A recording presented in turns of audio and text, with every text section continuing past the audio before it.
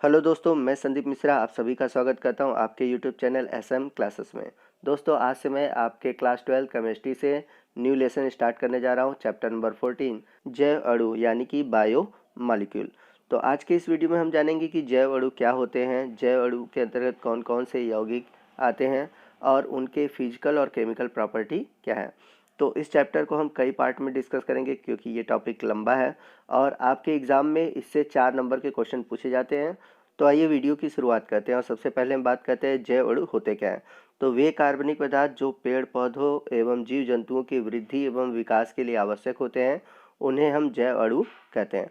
यानी कि वे पदार्थ और ये ऐसे पदार्थ होते हैं जो कि कार्बनिक पदार्थ होते हैं। तो इन पदार्थों की वजह से जो पेड़ पौधे हैं, जीव जंतु हैं, उनमें वृद्धि और विकास होता है और ऐसे कार्बनिक पदार्थ कहलाते हैं जैव अणु। वही हम बात करें जैव अणुओं के उदाहरण की, तो जैव अणु के अंतर्गत आते हैं आपके कार्बोहाइड्रेट, प्रोटीन, लिपिड, न्यूक्लिक अम्ल और ये सभी कार्बनिक पदार्थ है और ये सभी कार्बनिक पदार्थ हमारे वृद्धि और विकास के लिए आवश्यक होते हैं। जैसे अगर हम बात करें कार्बोहाइड्रेट की, तो कार्बोहाइड्रेट और लिपिड से हमें ऊर्जा मिलता है। वही हम बात करें प्रोटीन की, तो प्रोटीन हमारे वृद्धि और विकास के लिए आवश्यक है। न्यूक्लिक अम्ल हमारे कोशिका की जो अनुवांशिक इकाई है, हम सभी जानते हैं कि अनुवांशिक गुण हमारे न्यूक्लिक अम्ल से ही होकर जाते हैं। तो ये सभी चीज़ें आपकी आती हैं जैव अणु के अंतर्गत।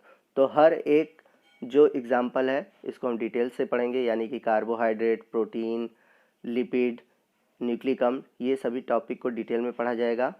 तो मोस्ट इंपॉर्टेंट टॉपिक है। तो आज के इस वीडियो में हम सबसे पहले बात करते हैं कार्बोहाइड्रेट के बारे में। तो यदि हम बात करें कार्बोहाइड्रेट्स की परिभाषा की, तो कार्बोहाइड्रेट की दो परिभाषाएं दी गई हैं। एक पुरानी परिभाषा है और दूसरी आधुनिक परिभाषा है।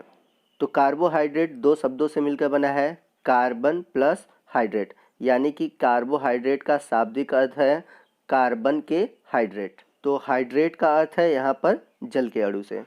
तो कार्बोहाइड्रेट का मतलब क्या हुआ? तो कार्बोहाइड्रेट का मतलब ये है कि इसमें कार्बन के कुछ परमाणु हों और हाइड्रेट यानी जल के कुछ अणु हों। जैसे मान लेते हैं कि कार्बन के X परमाणु है और जल के Y अणु है। वही बात करें हम कार्बोहाइड्रेट्स में, कार्बन, हाइड्रोजन और ऑक्सीजन का जो अनुपात होता है वो होता है 2:1। कार्बोहाइड्रेट का सामान्य सूत्र होता है CxH2O का होल Y। X और Y की जो संख्या होती है वो समान और भिन्न हो सकती है। वही बात करें हम एग्जाम्पल की, तो जैसे ग्लूकोज, फ्रक्टोज, दोनों का फार्मूला होता है C6H12O6। अब यहाँ पर देखिए ये कार्बोहाइड्रेट का फार्मूला हुआ कि नहीं। तो यहाँ पर हम देखेंगे कि जो कार्बन की संख्या है वो 6 है, ठीक है। अब यहाँ पर हाइड्रोजन और ऑक्सीजन है, इसको हम जल के अणु मान लेते हैं। तो जल के कितने अणु माने जाएंगे? 6 माने जाएंगे। यानी कि अगर हम इसको CxH2OY के होल रूप में लिखें तो यहाँ पर आएगा C6H2O का होल 6। तो यहाँ पर हम लोगों ने H12O6 क्या लिख दिया? H2O का होल 6। तो H2O में यदि हम 6 का मल्टीप्लाई करेंगे तो 6 दूनी 12 हाइड्रोजन हो जाएगा और 6 ऑक्सीजन हो जाएगा। तो आप चाहे C6H12O6 लिखें या फिर C6H2O का होल 6 लिखें, दोनों सेम है। तो इस प्रकार से देख रहे हैं ये जो हमारा फार्मूला है कार्बोहाइड्रेट के सूत्र का पालन कर रहा है, इसलिए कार्बोहाइड्रेट का सूत्र है। उसी तरह हम दूसरा एग्जाम्पल लेते हैं सुक्रोज का, जिसका फार्मूला है C12H22O11। तो यहाँ पर कार्बन के कितने अणु हैं? 12 अणु हैं, तो यहाँ पर C12 हो जाएगा। और हम बात करें H2O के अणुओं की, तो यहाँ पर हाइड्रोजन की संख्या कितनी है? 22 है, तो उसका हम आधा कर देते हैं, ठीक है ना। तो अगर हम आधा कर दें तो यहाँ पर जल के कितने अणु आएंगे? 11 अणु आएंगे। तो इस प्रकार से हमारा जो फार्मूला बनेगा C12H2O का होल 11 होगा। तो यहाँ पर आपने देखा कि हम लोगों ने ग्लूकोज और फ्रक्टोज को भी कार्बन और हाइड्रेट्स के फॉर्म में लिखा और वहीं सुक्रोज को भी हम लोगों ने कार्बन और हाइड्रेट्स के फॉर्म में लिखा।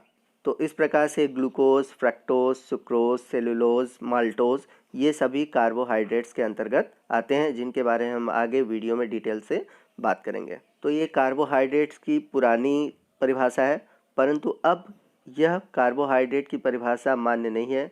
क्यों नहीं मान्य है? क्योंकि कुछ ऐसे फार्मूले कार्बोहाइड्रेट्स के प्राप्त हुए जो इस सूत्र का पालन नहीं करते, और इसके अलावा कुछ ऐसे भी यौगिक प्राप्त हुए जो कि कार्बोहाइड्रेट्स नहीं थे परंतु वो इस सूत्र का पालन करते थे। तो आइए ऐसे कुछ फार्मूले के बारे में हम लोग डिस्कस करते हैं। तो यदि हम बात करें एसिटिक अम्ल, तो एसिटिक अम्ल का हम सभी फार्मूला जानते हैं, क्या होता है? CH3COOH। तो ये आपका कार्बोहाइड्रेट नहीं है, परंतु ये कार्बोहाइड्रेट के सूत्र का पालन करता है। कैसे करता है ये देखते हैं। यहाँ पर आप देख रहे हैं एक कार्बन है, यहाँ पर एक कार्बन है, तो यहाँ पर कार्बन की संख्या कितनी हो गई, 2 हो गई। वही हम बात करें हाइड्रोजन की, तो हाइड्रोजन की संख्या यहाँ पर 3 है और यहाँ पर 1 है, तो टोटल हो गए हाइड्रोजन आपके 4। और ऑक्सीजन की संख्या कितनी है, 2। यानी कि H2O अगर लिखें और H2O का होल 2 कर दें तो हमारा जो फार्मूला बनेगा C2H2O का होल 2, जो कि कार्बोहाइड्रेट के सूत्र से मिलता है। परंतु एसिटिक एसिड जो है हमारा कार्बोहाइड्रेट नहीं है, जबकि यह एक अम्ल है। इस कारण से जो कार्बोहाइड्रेट्स की पुरानी परिभाषा थी उसको बदलकर आधुनिक परिभाषा दी गई। इसी तरह हम बात करें फॉर्मेल्डिहाइड की, जिसका फार्मूला है HCOH।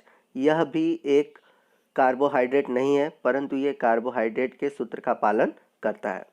तो इन सभी कारणों से जो कार्बोहाइड्रेट की परिभाषा था इसको बदलने की ज़रूरत पड़ी और इसके पश्चात कार्बोहाइड्रेट्स की आधुनिक परिभाषा दी गई।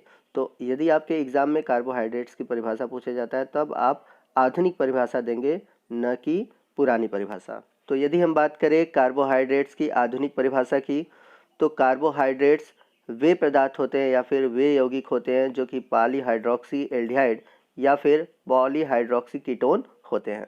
या फिर हम इन्हें ऐसे भी परिभाषित कर सकते हैं कि वे पदार्थ जिनका जल अपघटन करने से, यानी कि इन्हें जब हम जल में घोलते हैं तो ये पॉलीहाइड्रोक्सी एल्डिहाइड या फिर पॉलीहाइड्रोक्सी कीटोन में टूट जाते हैं। तो आइए इसे मैं आपको एग्जाम्पल के थ्रू समझाता हूँ इसका मतलब क्या हुआ। तो जैसे कि अगर हम देखें ग्लूकोज, फ्रक्टोज, सुक्रोज, ये सभी आपके कार्बोहाइड्रेट्स हैं।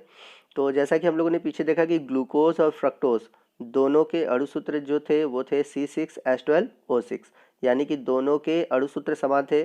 परंतु अगर हम रासायनिक रूप से देखें तो इनके रासायनिक गुण यानी कि इनके रासायनिक सूत्र अलग अलग है।